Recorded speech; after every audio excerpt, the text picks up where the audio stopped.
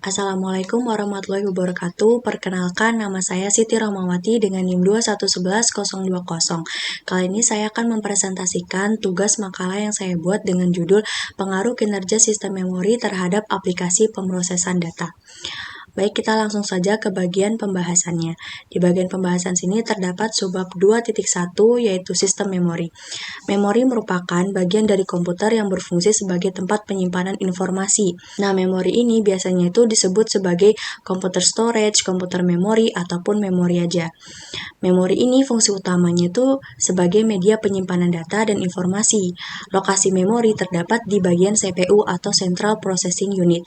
Memori juga terbagi menjadi dua, yaitu memori internal, yaitu penyimpanan data masukan sampai data terkirim untuk diproses. Kemudian yang kedua terdapat memori eksternal, adalah tambahan memori yang bersifat tetap, dalam artian data tidak akan hilang jika komputer dalam keadaan aktif ataupun mati.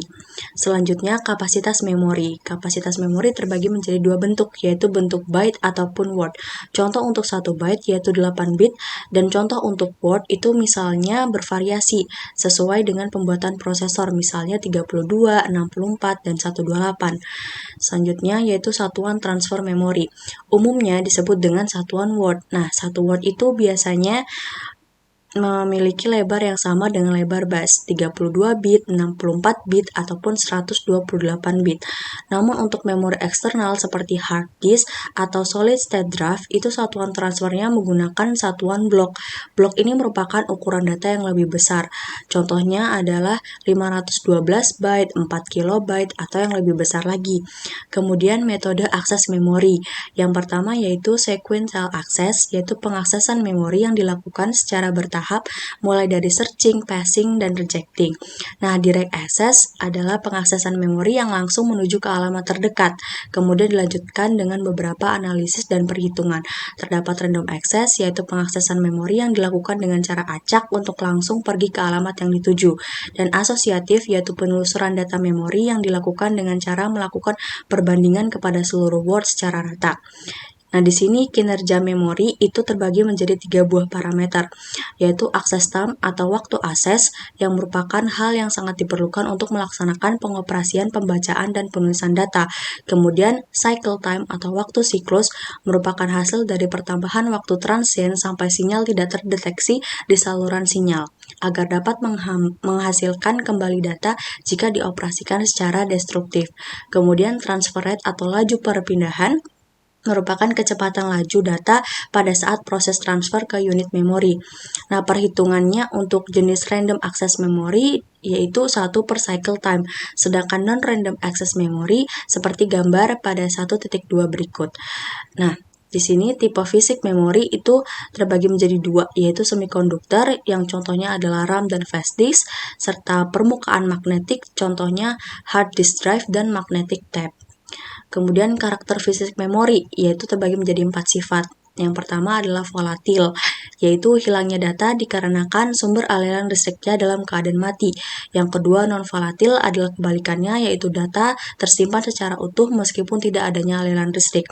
Yang ketiga erasable, merupakan sifat memori yang nilainya dapat dihapus seperti semikonduktor dan magnetik. Sedangkan non-erasable merupakan nilai yang tidak dapat dihapus seperti ROM.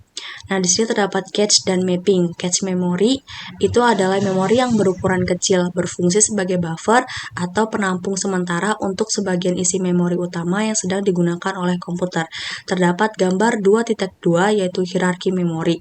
Segitiga di sini melambangkan jika semakin ke atas ukuran semakin kecil dan kecepatan semakin cepat serta harga semakin mahal. Nah, sebaliknya nih, kalau misalnya posisinya di bawah, maka semakin besar dan kecepatan makin lambat, serta harga makin murah. Nah, pada gambar 3.2 terdapat 2 sistem organisasi cache memori dari Hayes 1998. Memori disimpan di dalam sebuah cache data dan kemudian dikelompokkan hingga menjadi halaman kecil yang dinamakan dengan cache atau lines. Cache data berisi salinan dari satu set blok memori utama. Kemudian di sini ada penjelasan mapping. Nah, mapping itu merupakan bentuk pengaturan atau pengelompokan data cache memori. Nah, beberapa metode itu adalah direct mapping. Nah, direct mapping ini adalah setiap blok dari memori utama di mapping secara langsung menuju ke satu lokasi tertentu di cache memori. Yang kedua, associative mapping, yaitu setiap blok dari memori utama dapat di mapping ke setiap lokasi di dalam cache. Subbab terakhir yaitu pengaruh sistem memori terhadap kinerja aplikasi. Nah, pengaruhnya itu terdapat kapasitas memori. Jika kapasitas memori semakin besar, maka banyak data yang akan dapat diproses dalam waktu yang bersamaan sehingga dapat mempercepat kinerja aplikasi. Kemudian penggunaan hierarki memori, meminimalkan latensi akses data dengan menyimpan data yang paling sering diakses di tingkat memori yang lebih cepat.